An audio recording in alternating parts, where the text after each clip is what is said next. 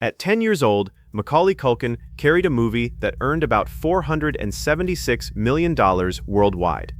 4 years later, he walked away from acting. Now, at 45, the boy who spent decades escaping Kevin McCallister may be considering a return. A new report says he has presented Disney with an idea for another Home Alone story, but no sequel has been announced.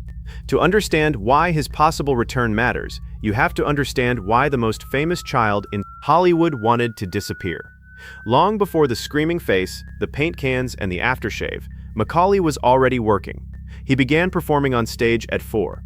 His family lived modestly in New York, and several of the Culkin children entered acting. Then Macaulay appeared opposite John Candy in Uncle Buck. He was small, quick, and completely comfortable challenging an adult on camera. Hollywood noticed he could look suspicious, wounded, and defiant without losing the audience. Filmmakers saw a child who could control a scene with adults while still appearing recognizably young. Before he understood the machinery around a movie star, that machinery had already decided he was exceptional. Director Chris Columbus auditioned hundreds of children for Home Alone *, but Macaulay had the timing the film needed. Kevin McCallister was angry, frightened, clever, and funny, sometimes within the same scene. When the movie arrived in 1990, audiences did not simply watch him, they remembered him. The success was enormous. Home Alone * became the second highest grossing film of 1990 worldwide. According to a salary chart preserved by the American Film Institute, Macaulay received about $110,000 for the first movie. For Home Alone 2 *, his reported salary jumped to $4.5 million. That 40-fold increase happened before he became a teenager. To a studio, it reflected his proven ability to open a film. To a family with several children, it changed every practical calculation. Macaulay was still learning who he was, while contracts, production schedules, and negotiations increasingly depended upon the value of his name. That number shows how quickly a child had become a business. Movie offers multiplied. My Girl, The Good Son, The Page Master, Getting Even with Dad, Richie Rich, His face sold tickets, and every studio wanted another piece of the moment, but the child inside that image was becoming exhausted. Macaulay later said acting had started to feel like a chore. He told Esquire, that he wanted to return to school and had not completed a full school year since first grade. He was trying to say that he wanted a normal life. According to him, the adults around him were not listening. His father, Kit Culkin, managed his career. Macaulay later described him as controlling and abusive. During the family's 1995 legal dispute, Kit's attorney denied allegations of physical abuse and argued that the public picture of him was exaggerated. What is documented is that the family and the business had become dangerously tangled. By 1994, Macaulay had released 3 films in a single year. He was 14. After Richie Rich he stopped. The decision looked strange from the outside. Hollywood had spent years teaching him that every new movie meant success. Macaulay chose the one thing a profitable child star was rarely encouraged to choose: nothing. For Hollywood to formally dismiss him. Some later movies had performed below the extraordinary standard created by Home Alone *, but he still possessed fame, money, and access. Walking away, therefore, carried a different meaning. It was one of the first major career decisions that clearly belonged to him. Then his parents separated. Because they had never married, there was no divorce, but there was a bitter custody fight involving Macaulay and his siblings. His earnings, reported at the time to be between $15 and $20 million, were also under scrutiny. This is where one of the biggest myths about his life began.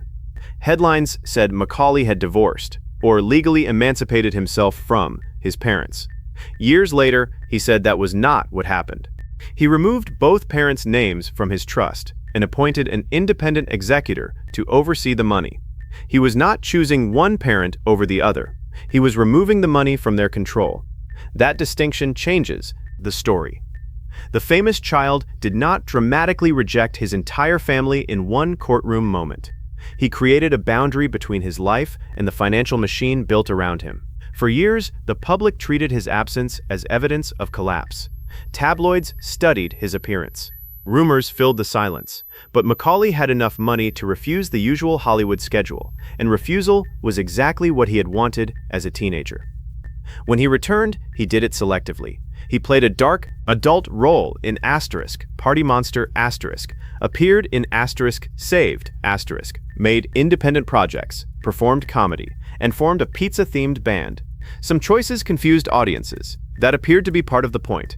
He was finally allowed to choose work because it interested him, rather than because an adult had built a contract around him. In late 2025, he described himself as technically retired. An interesting project could briefly reverse that decision. The power remained his. The clearest symbol of that change came in December 2023. Macaulay received a star on the Hollywood Walk of Fame.